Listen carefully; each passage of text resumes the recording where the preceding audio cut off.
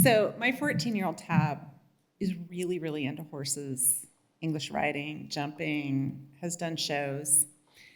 And last fall, I got to watch Tab fall off a horse. Now, it wasn't the first time I'd seen Tab fall off a horse.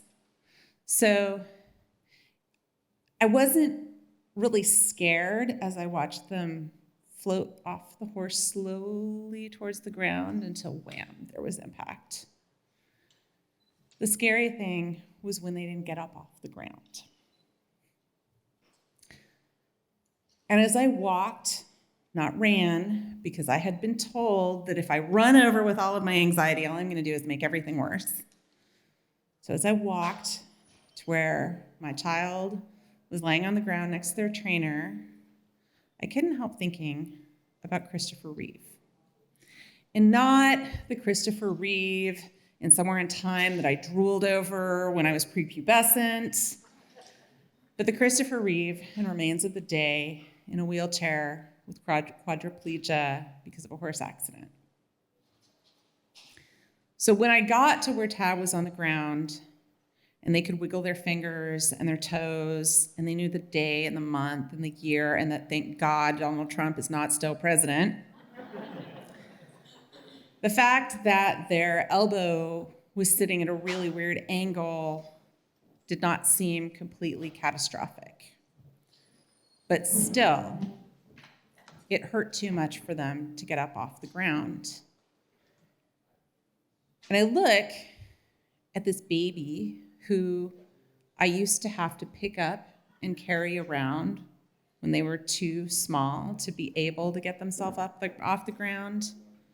And I wanted to pick Tab up again and hold them in my arms, just like I did back then.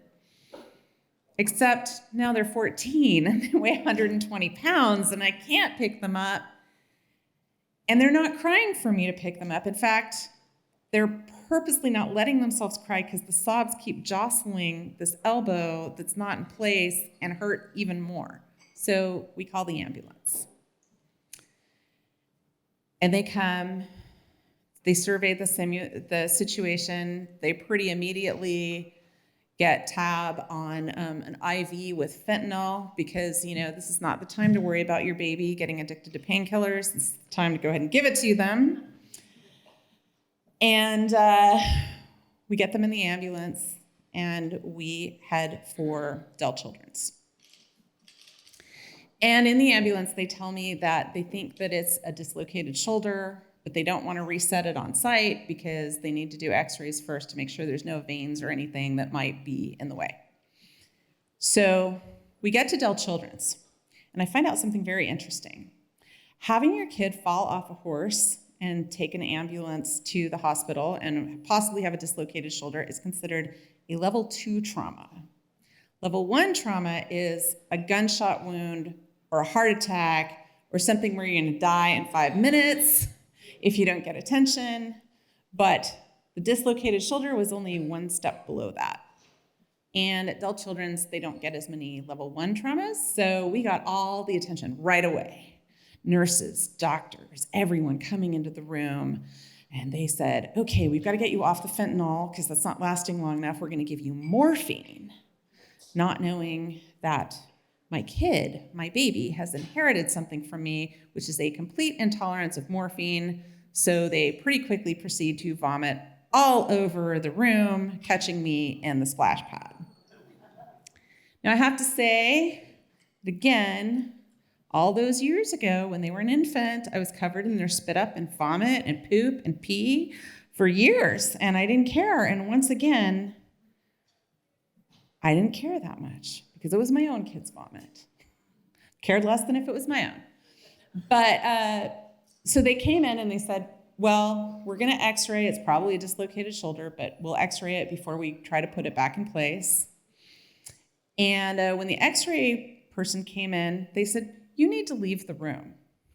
And I'm really glad they did because I'm pretty sure from the screams that happened during the x-ray process that I would have punched her out had I been in the room because I wanted to carry that pain. I didn't want my kid to have to carry that pain. And all I could do was go to the other end of the emergency room and just kind of scream silently as I went in that. So after the x-ray time passes, and the doctor comes in and says, well, it's not a dislocated shoulder. It's a proximal humerus fracture, which meant that Tab had broken their arm just below the ball of the shoulder. So it's kind of a shoulder injury, kind of a broken arm. And if you look this up online, one of the symptoms of a proximal humerus fracture is immense amounts of pain. And I don't think I've ever seen a doctor look more apologetic than when the pediatric orthopedist was explaining this to us, because he also said that you can't put a cast on this. The options are surgery or a sling. And fortunately, we didn't need surgery. But Tab was going to have to go home in a sling where every movement was going to jostle this broken shoulder. And until the bone had a chance to develop some calluses, it was just going to suck. So they come in to show us how to do the sling, and the guy who comes in says to me, the question that actually every single person in the ER had asked me, which was, so how did this happen again? Because this is kind of a weird injury. It usually takes some kind of trauma. And at this point, we've been there a couple of hours, and I've been asked this like 6 or 7 times, and part of me is like, can't you just look at the fucking chart? I mean, I know that you have to make sure that kids are taken care of and aren't getting, but I'm not a fucking child abuser.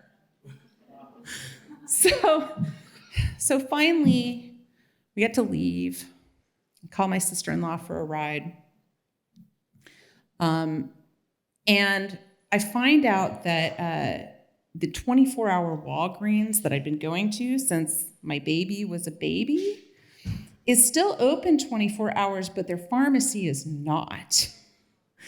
And so the prescription that I'd had them send there was basically ungettable. For the painkiller prescription was ungettable until morning. But I figured, well, they're probably drugged enough from the hospital that we'll be okay till then. So we get home, I get Tab settled into an armchair, and we basically go to sleep. And then they wake up about 6 in the morning when their painkillers have worn off, and ibuprofen's not cutting it. So I have to make this decision of, I did have that back problem like 3 or 4 years ago, and I still have 4 Percocet left that I've been carefully guarding. I'm giving my kid the damn Percocet. So the next morning started the real reversion, where it really felt like I was starting over from infancy with my kid, because every single movement hurt.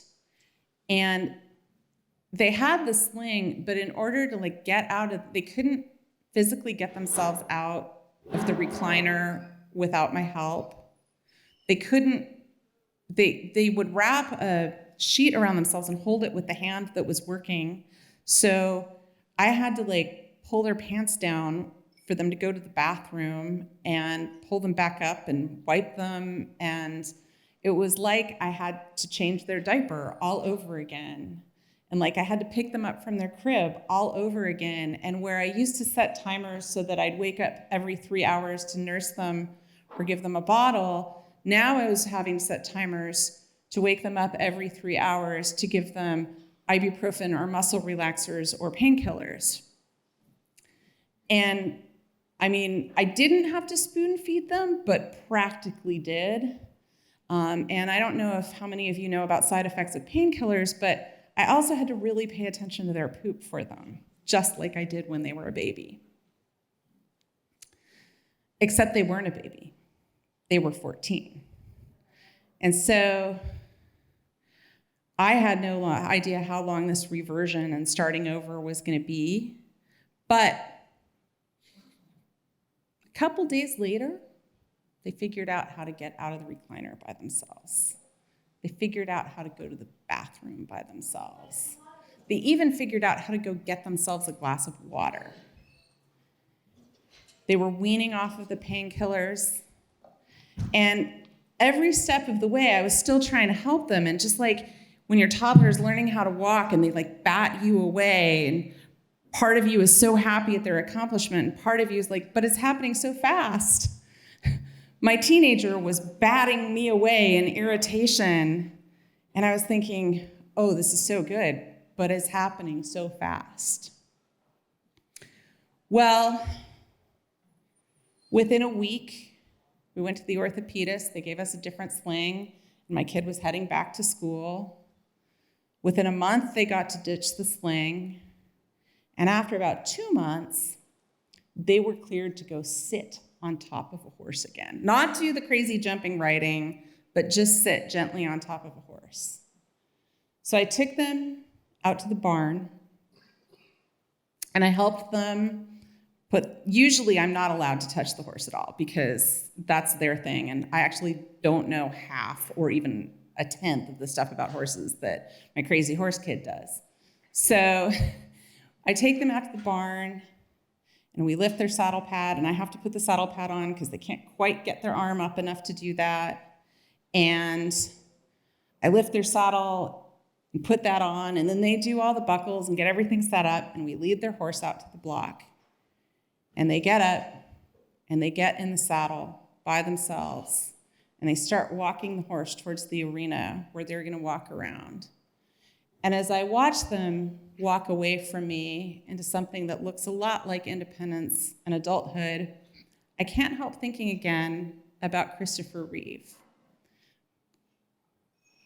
And I'm thinking about all the amazing work he did to keep his disability from limiting him. And I'm thinking about a scene in Superman 2 where he's given up all of his powers in order to be with Lois Lane, but then he needs them back to fight the villains. And there's a scene where he's slogging through ice and snow to get back up to the Fortress of Solitude, and he doesn't give up, and he gets there. And as I think about that, I look at my kid back on that horse, and I think that they're really growing into being a superhero.